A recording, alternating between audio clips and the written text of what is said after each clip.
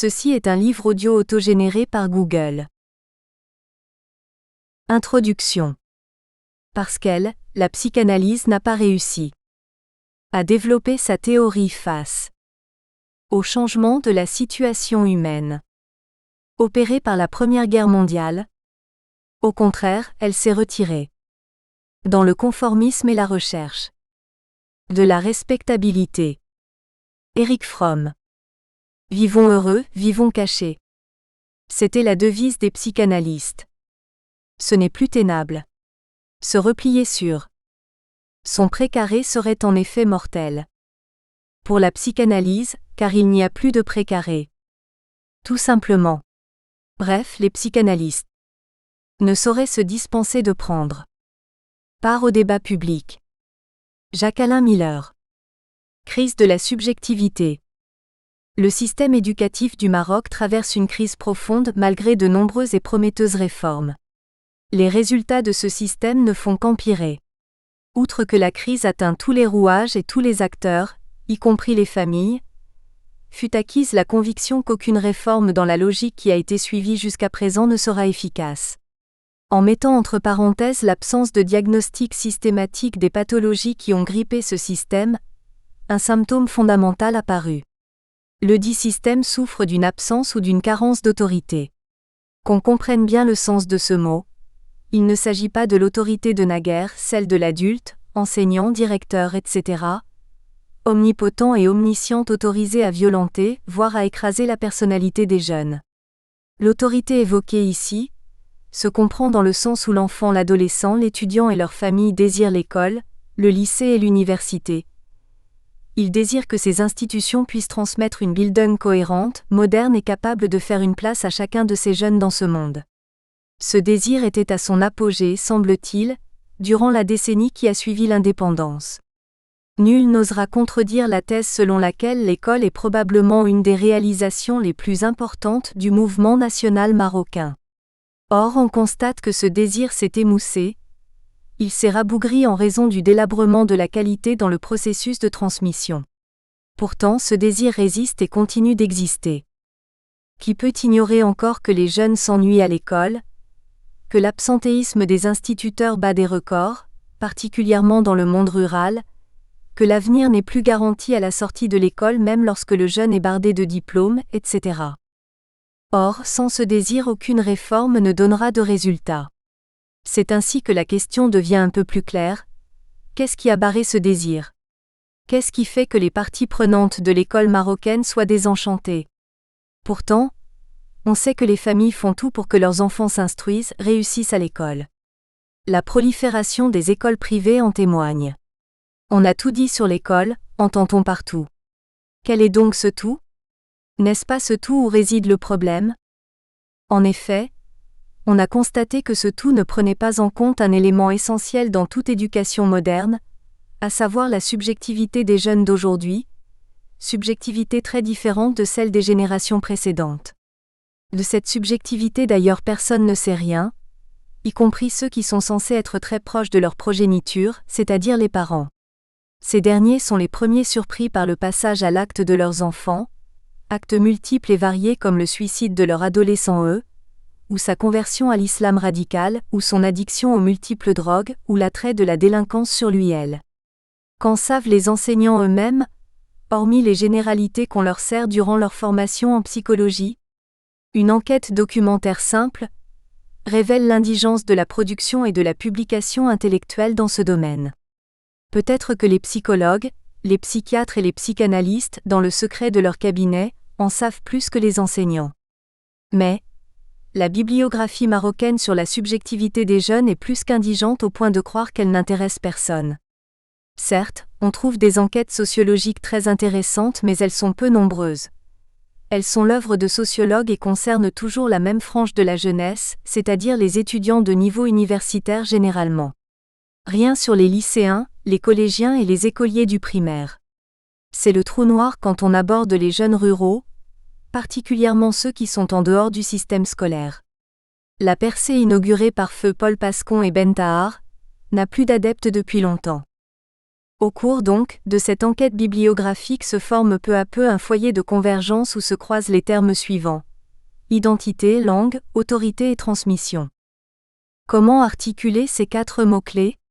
Plusieurs angles d'attaque se présentent. On ne va pas les énumérer tous mais formuler plutôt la question telle qu'elle est posée à la société. La crise profonde du système éducatif n'est-elle qu'une inadéquation des structures, des contenus, des compétences administratives et pédagogiques? Autrement dit, n'est-elle qu'une crise technique interne à ce système?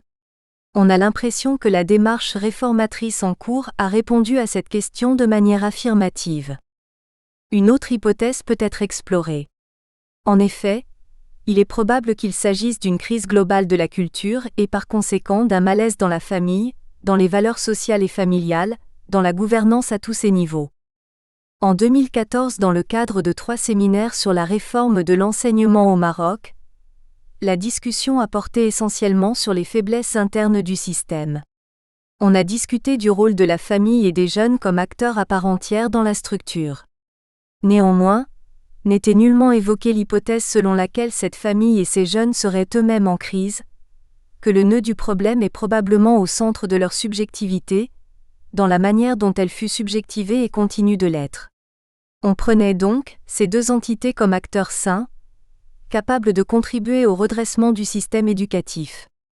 C'est là la faille des propositions qui furent émises, y compris par l'auteur de cet ouvrage. C'est pourquoi il est nécessaire de connaître au mieux ces acteurs. Commençons par quelques constats simples, qui sont tous relatifs à ce que l'on peut appeler une transformation globale du Maroc. 1. Naguère rural, le Maroc d'aujourd'hui a une population urbaine plus importante que sa population rurale. La ville est ainsi devenue un pôle attractif des populations rurales. 2. Même s'il reste beaucoup de jeunes hors du système éducatif, il est important de noter que la scolarisation a atteint un plus grand nombre de jeunes comme jamais auparavant dans l'histoire du pays. 3. Malgré les régressions que l'on constate aujourd'hui, il est évident que les femmes ont intégré non seulement les études, mais le travail, l'action politique et sociale. Là encore, c'est une transformation sans précédent. Doit-on signaler que toutes les statistiques connues montrent que le taux de réussite des filles dans les études dépasse de loin celui des garçons? Sans expliquer les crispations actuelles, cette dissymétrie les éclaire mieux. Sur ce point, les réactions des hommes dans le monde occidental apparaissent moins crispées. Néanmoins, elles évoquent la même réalité et par conséquent, une meilleure réussite des filles dans les études et le travail crée une crispation plus ou moins grande de la part des garçons. 4. Le modèle économique qui s'est imposé au pays et au monde entier, le capitalisme mondialisé, a accentué plus que de raison les inégalités sociales. Il est certain que cet élément, comme on le sait, joue un rôle important quant à la scolarisation des enfants. 5. Enfin, la démographie galopante a été stoppée et elle est dans la moyenne tolérée mondialement. Cela a des conséquences très variées et souvent importantes. On en retient une: le couple parental peut enfin s'occuper vraiment de ses enfants dans tous les domaines comme la santé, l'éducation, les loisirs, etc. Cela a un effet sur le type de rapport entre les enfants et leurs parents, entre les parents eux-mêmes, les parents et l'institution scolaire, etc. Si l'on tient compte de ces transformations, ce terme est plus descriptif que celui de changement, voire celui de développement. Il va sans dire qu'elles doivent affecter, d'une manière ou d'une autre, l'ensemble de la société dans ses institutions, ses valeurs et sa culture ancestrale. Cet impact est ce qui est désigné ici par le mot crise. C'est lui qu'il faut étudier dans tous les domaines. L'enquête bibliographique révèle que tous les auteurs qui ont abordé ce sujet parlent d'une crise, mais chacun dans son propre domaine. Le sociologue détecte par exemple une crise des valeurs religieuses, l'anthropologue celle d'une crise des institutions ancestrales, le psychanalyste celle de l'autorité du père, le politologue celle de l'autorité politique, etc. Ne parlons pas de l'économiste. Il y aurait donc une unanimité, du moins un consensus pour affirmer l'existence d'une crise et pour en citer les symptômes. Soit. Pourrait-on s'appuyer sur ce consensus pour affirmer l'existence d'une crise globale et pouvoir ainsi articuler les 4 maîtres mots: identité, autorité, langue, transmission? Si oui, on dira que la crise atteint l'identité quelle que soit sa forme, nationale, individuelle, culturelle, sociale, etc., l'autorité politique parentale, éducative, etc., la langue, maternelle, étrangère, culturelle, etc., la transmission culturelle, sociale, idéologique, etc. On voit l'immense tâche qu'il faudrait accomplir si l'on segmente ainsi la crise. Il faudrait alors étudier chaque segment puis tenter de cerner les corrélations qui pourraient articuler l'ensemble et construire ainsi le concept de cette crise. On aura reconnu la méthode inductive que toute enquête de terrain réclame. On n'empruntera pas ce chemin. On partira plutôt de postulats reconnus et acceptés par la communauté scientifique, et on y confrontera les faits d'enquête disponibles sans bien sûr rabattre l'un sur l'autre. On aura reconnu la méthode déductive. Thèse et parcours. Comme on vient de le dire, les spécialistes de divers domaines du savoir ont identifié qu'il y a aujourd'hui une profonde crise de la subjectivité, de la famille, de l'autorité due à plusieurs facteurs selon les auteurs. Cette crise ne concerne pas seulement le Maroc. Elle est universelle avec, bien sûr, des modulations quant à son intensité selon les régions et les pays du monde. Adoptons ce point de vue, et avançons les éléments suivants comme hypothèse de travail. A. Qui dit crise de X présuppose que ce X est un tout, et ce tout est connu dans ce qui fait qu'il est un tout avant d'être affecté par la dite crise. B. Le second présupposé consiste à dire que ce tout se lézarde. Au minimum, ce qui fait qu'il est un tout ne tient plus, il se fissure. C. Le troisième présupposé consiste à dire qu'il y a une cause à ce que ce tout ne tienne plus comme tout. Les auteurs étudiés sont unanimes pour adopter les deux premiers postulats, mais ils ne sont pas du tout d'accord sur les causes qui mettent en crise le tout en question. Avant de citer les plus importantes thèses, on voudrait avancer que là où l'on peut observer, semble-t-il, le processus de crise et sa profondeur est sans conteste l'observation de ce qui se passe dans la transmission au sein de la famille. Est-il besoin d'insister sur l'importance de celle-ci, car n'est-elle pas la première institution d'humanisation et de socialisation du petit homme ? Les thèses les plus en vogue dans le monde sont celles qui n'ont pas négligé le domaine subjectif justement. Elles sont de trois types. Le premier type est ce que l'on peut appeler la thèse économiste, selon laquelle le triomphe du capitalisme mondialisé implique la péremption des valeurs traditionnelles et par conséquent, la nécessité de leur substituer les valeurs marchandes qui prétendent à l'universalisation dans un double mouvement. Un des premiers mouvements d'extension spatiale au sens que cela s'adresse à tous dans la planète, mais aussi un mouvement vers l'intime, c'est-à-dire que la subjectivité des hommes doit se faire selon ces valeurs. L'exemple paradigmatique réside dans l'analyse économiste du mariage et du couple parental. Cet exemple montre que ces valeurs assujettissent les individus et les colonisent d'une certaine façon. Le second type est ce que l'on peut appeler la thèse socio-psychanalytique. Selon cette thèse, l'on assiste aujourd'hui à l'essoufflement du modèle patriarcal de l'autorité familiale dont témoigne, entre autres, l'évolution du droit. En effet, l'autorité parentale en France par exemple, n'est plus réservée au père, mais aux deux parents et à égalité de droits et d'obligations. De plus, dit cette thèse, on assiste aujourd'hui à un règne de l'incestuel et du maternel qui inhibe la fonction du père. Le troisième type est ce que l'on peut appeler la thèse philosophique, selon laquelle la substitution du discours de la science à celui de la religion touche directement le nœud de la dialectique subjective. Cette substitution opère une disjonction entre savoir et vérité. Il en résulte une réduction de la subjectivité du sujet au seul discours de la science. Le langage est lui aussi réduit à sa fonction utilitaire qui est l'acte de communiquer particulièrement les découvertes technologiques et scientifiques, etc. Ces trois thèses se veulent explicatives. Elles semblent forcer l'adhésion grâce à la puissance de leur évidence. Qui peut nier que l'économie, la science et les transformations sociales influencent, d'une manière ou d'une autre, la subjectivité individuelle ? On peut leur concéder qu'elles ne sont pas fausses, mais on peut s'interroger sur la systématicité de leur validité heuristique. La première semble incapable de démontrer comment le capitalisme peut mettre en crise l'institution familiale et l'autorité paternelle de manière concrète, sans retomber dans la logique massive que l'on a connue avec le marxisme vulgaire de naguère selon lequel l'infrastructure détermine la superstructure. Quant à la thèse socio-psychanalytique, on peut la contester sur un point d'histoire.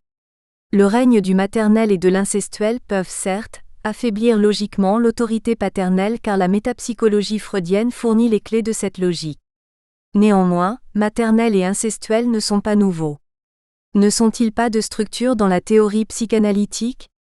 On ne voit pas alors comment des éléments structuraux peuvent aujourd'hui provoquer la crise d'une institution comme la famille alors qu'ils ne l'ont pas provoquée avant.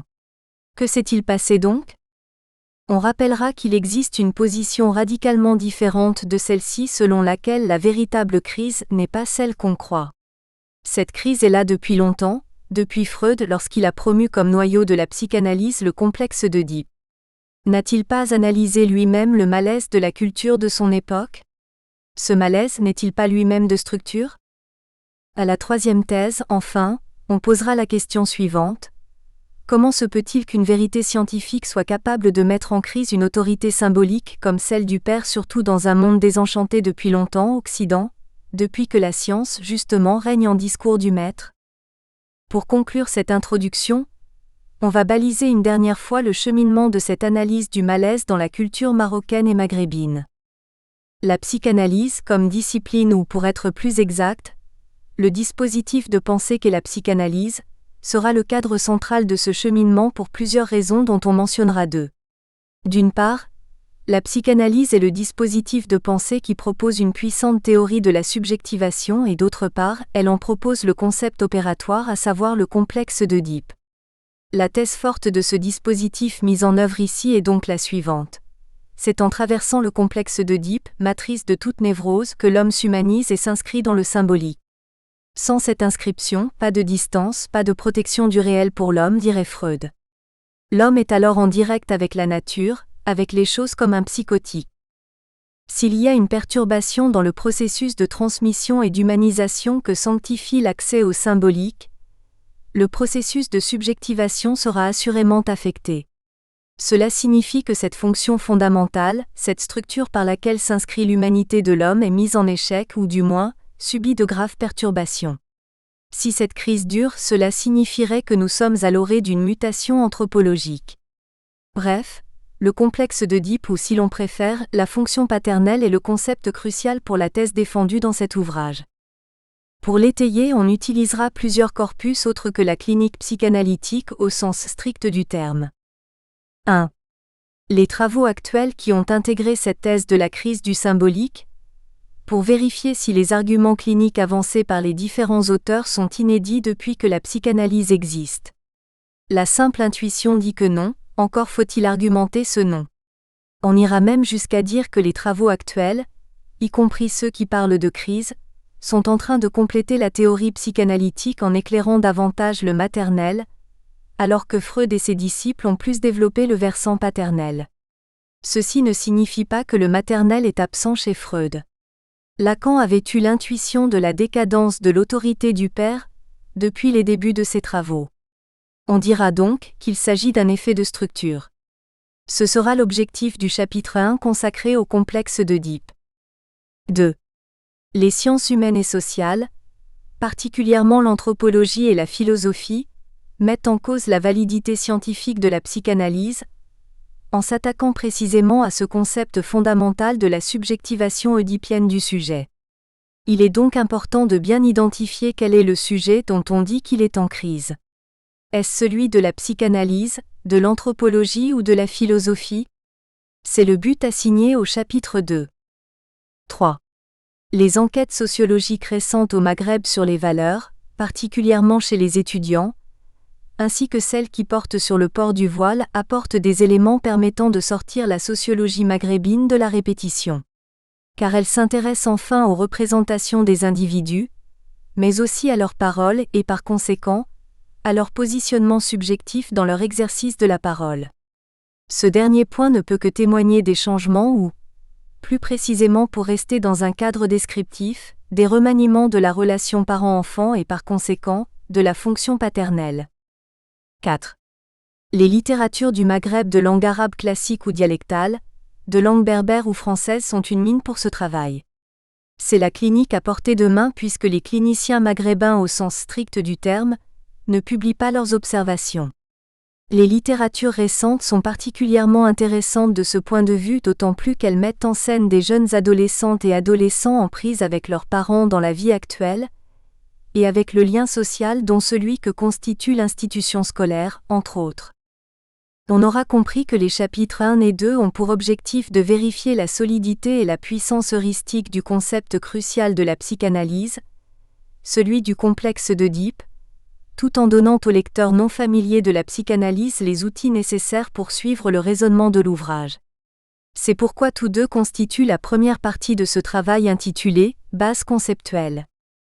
Insistons sur le fait que ce complexe d'Œdipe dont traite le chapitre 1 est le concept fondamental de la psychanalyse, laquelle lui confère une fonction qui n'est ni plus ni moins que de faire advenir l'enfant à son humanité. Sans ce complexe, il n'y a donc pas d'humanité. S'il est en crise, alors notre humanité est en crise. Le chapitre 2 traitera des rapports que la psychanalyse entretient avec l'anthropologie et la philosophie. Ce qu'il importe de viser, c'est la manière dont peuvent s'articuler le social et l'individuel pour cerner au mieux ce que le concept de sujet veut dire. Mieux, on centrera l'analyse sur les critiques que ces deux disciplines adressent au concept du complexe d'Œdipe qui est, on le répète, central pour cette étude. La seconde partie, intitulée Carence du père maghrébin, est composée de 3 chapitres numérotés de 3 à 5. Le chapitre 3 décrit la représentation des relations parents-enfants. Il est le résultat d'une lecture textuelle des références fondamentales des musulmans, Coran et Hadith. Cette représentation est censée être normative même pour les jeunes d'aujourd'hui, si l'on en croit certains auteurs dont on parlera plus loin. C'est pourquoi elle est suivie d'une étude du père maghrébin traditionnel et de son devenir, à partir d'enquêtes sociologiques récentes. Le chapitre 4 est consacré au complexe d'Œdipe maghrébin. On montrera que rivalité et violence le caractérisent. Peu importe sa couleur, qu'elle soit celle de la modernité postcoloniale ou celle de la reconversion islamiste contemporaine. Les idéologies nationalistes et islamistes cachent aux yeux de la société un conflit générationnel que la culture n'arrive plus, ou du moins arrive difficilement à réguler, à inscrire dans le symbolique. Ni le père patriarcal, ni le père sécularisé n'y arrivent. Le chapitre 5 traite du malaise de la jeunesse contemporaine qui ne se revendique ni du nationalisme, ni de l'islamisme. Chez cette jeunesse, le père rival semble éteint. La jeune n'est alors confronté à aucun obstacle, à aucun conflit. Dans ce monde règne le maternel et la jouissance illimitée.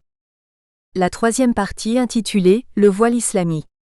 Enquête et débat », est composée de 2 chapitres numérotés 6 et 7. Le chapitre 6 sera consacré à un point très particulier. En effet, dans l'étude sur le port du voile dit islamique, on cherche à cerner les processus psychologiques et sociaux qui mènent une femme, jeune ou moins jeune, à porter le voile. On cherche aussi à cerner les significations qu'il a chez les femmes, chez leurs partenaires masculins et dans la culture. Ainsi espère-t-on comprendre s'il s'agit d'un ordre patriarcal qui ferait retour comme le soutiennent des sociologues, des politologues, des philosophes d'ici et d'ailleurs, ou du symptôme par excellence à partir duquel on peut diagnostiquer un malaise individuel et ou collectif, au sens freudien du terme malaise. Le chapitre 7 envisage le voile du double point de vue musulman, sermonnaire et humaniste, avec une confrontation avec les analyses occidentales.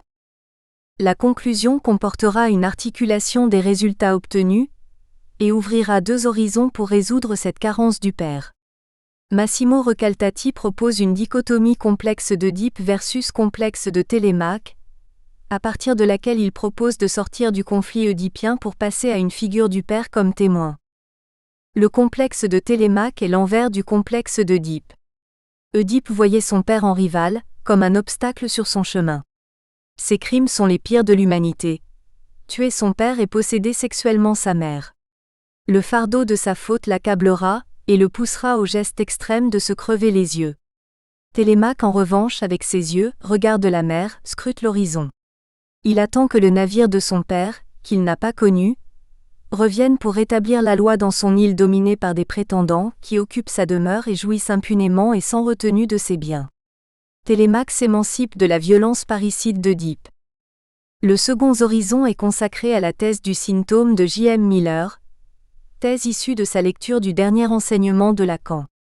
Sans vouloir prononcer la péremption du sujet de l'inconscient freudien, la thèse de l'inconscient réel visant ce qui fait la singularité du sujet semble affine avec les descriptions du social des analystes qui seront étudiées ici.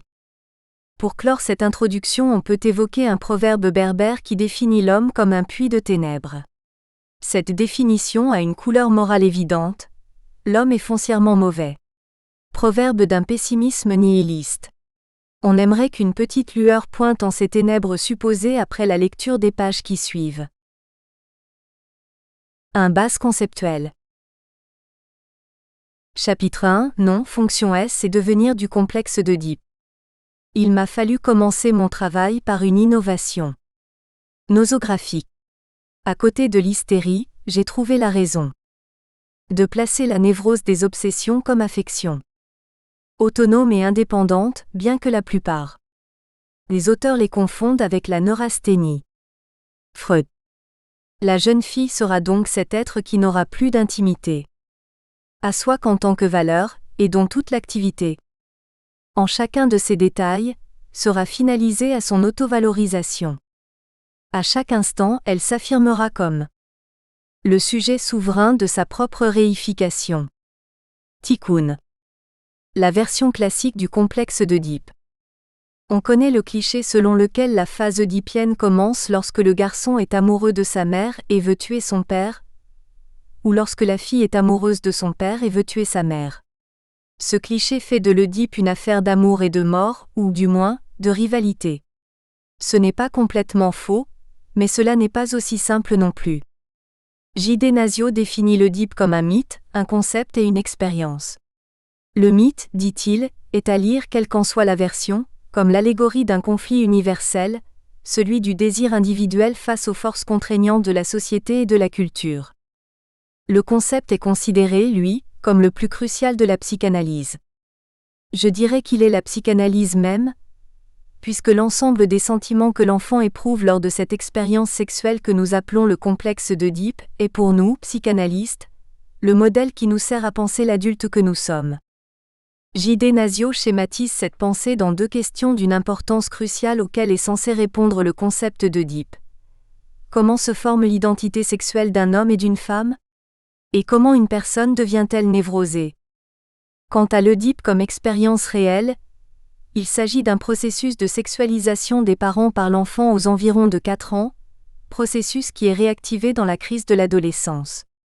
La psychanalyse a fait connaître le caractère violent et sauvage de cette sexualisation, qui dépasse les capacités physiques et psychiques de l'enfant.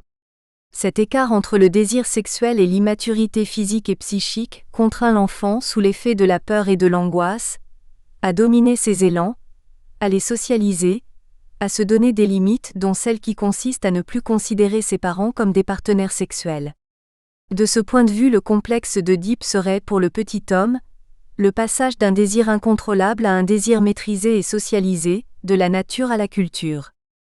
Néanmoins, la socialisation ne signifie pas que cette expérience disparaît du psychisme de l'enfant. Elle est enregistrée dans son inconscient et l'accompagne toute sa vie. Elle est au cœur de son identité sexuelle, et la manière dont elle a été vécue détermine souvent les pathologies qui apparaissent plus tard. J.D. Nasio résume ainsi le processus œdipien. Si maintenant je devais schématiser la crise œdipienne en 2 grandes étapes, je dirais que l'Œdipe commence avec la sexualisation des parents et s'achève avec la désexualisation des parents, désexualisation qui aboutira enfin à l'identité sexuelle adulte. Il va sans dire que ce concept présuppose que soit incontestable la théorie freudienne de la sexualité infantile. Sans elle, le complexe d'Œdipe n'a pas de sens. Or, on sait que les représentations que des cultures se font de l'enfant ne sont pas toujours compatibles avec la conceptualisation psychanalytique. Il est certain que les cultures du Maghreb et du Moyen-Orient refusent la thèse de la sexualité infantile. C'est pourquoi, entre autres, les enfants âgés sont admis à dormir dans la même chambre que leurs parents, que les mères rejettent l'idée que les soins qu'elles prodiguent à leurs enfants puissent avoir une dimension érotique et ou séductrice et que toucher le pénis de leur garçon puisse l'exciter sexuellement, etc. On peut dire cela autrement. Inceste ne doit pas ici être entendu comme réalisation de l'acte sexuel avec la mère, mais comme le fait de conserver la mère comme présence qui comble, comme objet de jouissance, ou est de rester cet objet pour elle. C'est pourquoi il faut insister sur ce présupposé du complexe d'Œdipe pour ensuite suivre le raisonnement à l'œuvre dans cet ouvrage. Nasio distingue 6 étapes dans le développement de la sexualité infantile.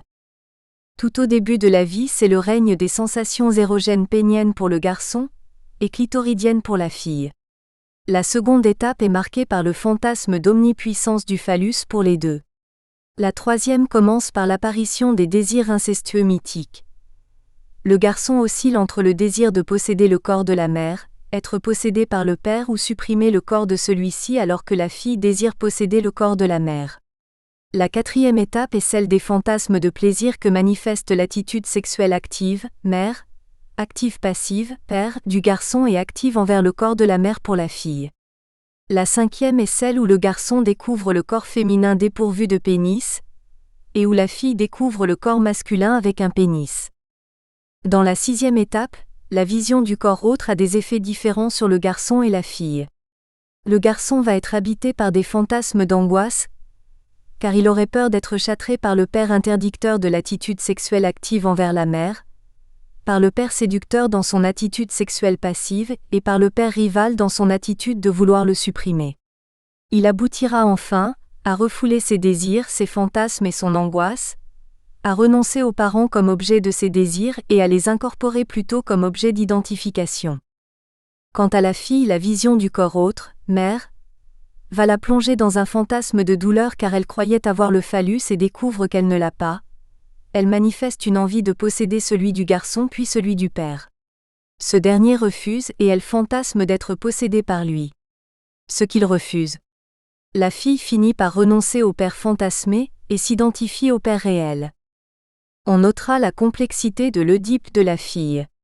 Relevons les contrastes des deux positions. Le garçon sexualise les deux parents, alors que la fille sexualise la mère dans une première étape.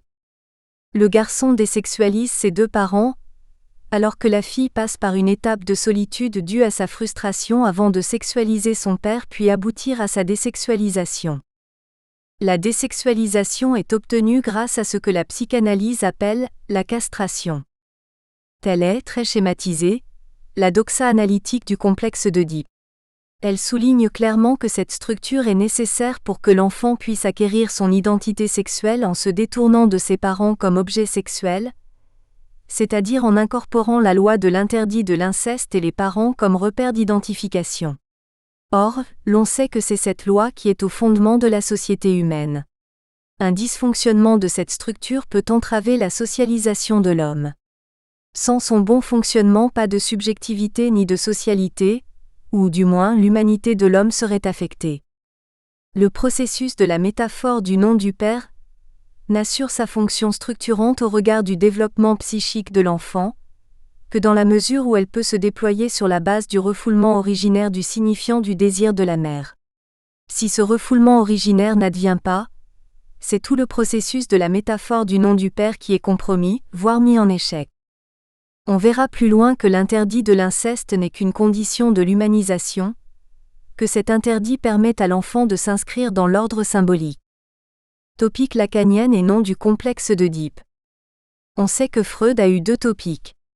La première 1900 à 1920 est constituée de 3 concepts que sont l'inconscient, le préconscient et le conscient. La seconde topique 1920 à 1939 s'articule toujours en 3 concepts qui sont 3 lieux, le ça, le moi et le surmoi. Dans le sillage de Freud on peut désigner 2 topiques, on l'a fait d'ailleurs, les 3 concepts lacaniens que sont le réel, le symbolique et l'imaginaire. C'est sur cette dernière qu'une tendance de la psychanalyse fonde qu'il n'y a pas un père mais 3. Résumons ce qu'en dit Joël Dor. Le père symbolique universel, désormais PSU, est une entité symbolique qui ordonne une fonction opératoire et structurante pour chacun, quel que soit son sexe. Il ouvre sur un espace d'identité sexuelle et la propose au sujet. Il faut rappeler que cette identité n'est pas nécessairement superposable à la biologie. Le PSU réfère à la loi de la prohibition de l'inceste, dont il est le dépositaire. Le père réel, désormais professeur, n'est pas détenteur de la loi de la prohibition de l'inceste. Néanmoins, Il est le représentant du PSU auprès du couple mère-enfant. Il n'est pas le seul à remplir cette fonction de représentation. Le PSU peut être incarné par tout tiers. Le géniteur n'est qu'une possibilité parmi d'autres. Mais elle est la plus fréquente évidemment. Pour que cette position tierce, cette tiercéité selon la terminologie d'Agreen, opère, une condition doit être remplie. Son intercession symbolique doit être logiquement signifiante envers l'économie du désir de l'enfant en prise avec le désir de sa mère. Ce tiers réussira sa mission s'il parle la langue du désir des protagonistes que sont la mère et l'enfant, car le symbolique est inféodé au langage. Cela signifie que le professeur n'est ni détenteur ni fondateur de la fonction symbolique qu'il représente. Il en est le vecteur. Le père imaginaire, désormais Pi, est une entité fantasmatique sans laquelle nul professeur ne peut être investi en PSU. Le Pi est ainsi porteur d'une négociation imaginaire entre les éléments du triangle oedipien. Lacan élabore cette topique en diverses étapes, dont il n'est pas nécessaire de rendre compte ici. On notera simplement deux faits. La variation de sa terminologie, nom du père, fonction du père, métaphore paternelle ainsi que le célèbre les noms du père, et la disjonction du complexe d'Oedipe du système patriarcal pour l'articuler au système de parenté élaboré par Lévi-Strauss. Il devient possible par conséquent, de penser l'Oedipe comme un processus de passage de la nature à la culture pour le petit de l'homme. Dans ce processus, le père est triple. Il est à la fois du registre du réel, de celui du symbolique et de celui de l'imaginaire. Le devenir de la fonction du père. Depuis le milieu des années 90 du siècle dernier, des sociologues et des psychanalystes constatent qu'il y a, semble-t-il, une crise du père. Et chacun se met à avancer les causes de cette crise et ses conséquences sur le complexe d'Oedipe qui est, on vient de le voir, le processus par lequel s'opère l'humanisation de l'enfant, son passage de la nature à la culture. Or, si la fonction paternelle... Nous espérons que vous avez apprécié cet aperçu. Pour continuer à écouter ce livre audio sur Google Play Livres, utilisez le lien dans la description de la vidéo.